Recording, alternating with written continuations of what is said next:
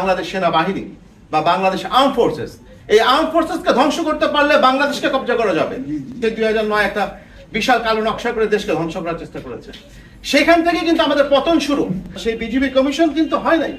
আপনারা 6টা কমিশন করে দিয়েছেন, কিন্তু বিজিবি কমিশনটা কবে হলো? কেন বিজিবি কমিশনের জন্য রাওয়াকে এবং আমাদেরকে রাস্তা নামতে হয়েছিল সেটাকে ভুলে গিয়েছেন?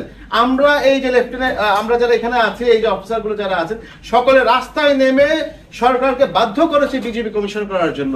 বিজিবি কমিশন কতদিন পরে হয়েছে? বাকি 6টা কমিশন করতে পারলেন, কেন বিজিবি কমিশন করলেন না? আমরা জানি একটি দেশের সেন্টার অফ গ্র্যাভিটি, আমরা যারা সেনাবাহিনীতে পড়াশোনা করি বা আপনারা যারা একটু পড়াশোনা করেন তারা জানেন যে একটা দেশের সেন্টার অফ গ্র্যাভিটি কোনটা। আমরা অনেক বিবেচনা করে দেখেছি যে বাংলাদেশের power of hub of power যেটাকে বলি, centre of gravity is Bangladesh সেনাবাহিনী বা বাংলাদেশ আর্ম ফোর্সেস। এই আর্ম ফোর্সেসকে ধ্বংস করতে পারলে বাংলাদেশকে কব্জা করা যাবে। সেই প্রেক্ষিতে কিন্তু তারা আমাদের সেন্টার অফ গ্র্যাভিটি বা পাওয়ার হাবকে ধ্বংস করার জন্য সেই 2009 একটা বিশাল কালো নকশা করে দেশকে ধ্বংস করার চেষ্টা করেছে। সেখান থেকে কিন্তু আমাদের পতন শুরু। আপনি যদি ব্যাকগ্রাউন্ডে দেখেন, 2009 এর পর থেকে যতগুলি ঘটনা ঘটেছে, আপনি শেয়ার কেলেঙ্কারি, মানুষ হত্যা, গুম, 5ই মার্চ, 14 নির্বাচন, 18 নির্বাচন, 24 নির্বাচন, সব জায়গায় কিন্তু সেনাবাহিনী বা বাহিনী একদম চুপ হয়েছিল। এই যে চুপ করে দেওয়াটা স্টার্টেড ফ্রম বিজিবি কমিশন। অপরাধ started from BGB commission, BGB হত্যা, কিন্তু সেইখানে কোনো ব্যবস্থা নেওয়া হয়নি। পরবর্তীতে আমরা এখানে যারা আছি, আমরা রাস্তায় নেমে তারপর বিজিবি কমিশন করা হয়েছে। যে ভাইটা প্রশ্ন করেছিলেন 6টা কমিশন করতে পারলেন, কেন বিজিবি কমিশন করে নাই? কেন আওয়াজ তুলেন নাই? কেন আজকে এখানে আসতে হলো? আমাদের বিচারিক ব্যবস্থার প্রতি কোনো অনাস্থা নাই। অনাস্থাটা হলো কেন যেন কোথাও প্রেশার না দিলে, সামনের দিকে ধাক্কা না দিলে এই দেশ চলে না।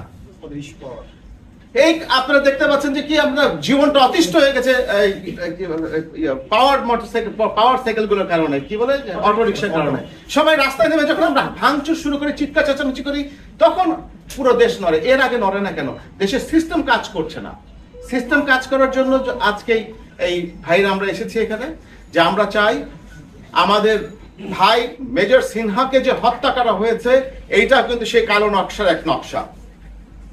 অনেক অফিসারকে মারা হয়েছে জঙ্গি তকমা দিয়ে, কিন্তু তাকে কিন্তু জঙ্গি তকমা দিতে পারে নাই। সে একটা লিবারেল, সে একটা আধুনিক মন মানসিকতার মানুষ ছিল।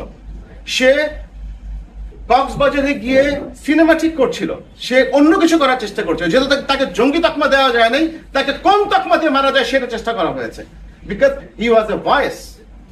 এর জন্য বিজিবি হত্যাকাণ্ড থেকে শুরু করে মেজর সিনহা হত্যা আমাদের দেশের একটি গুরুত্বপূর্ণ বিষয়। মেজর সিনহা হত্যার যদি বিচার না হয়, তাহলে বুঝে নিতে হবে যে এই দেশের বিচারিক ব্যবস্থা অনেক অনেক প্রশ্নবিদ্ধ হয়ে আছে। ধন্যবাদ।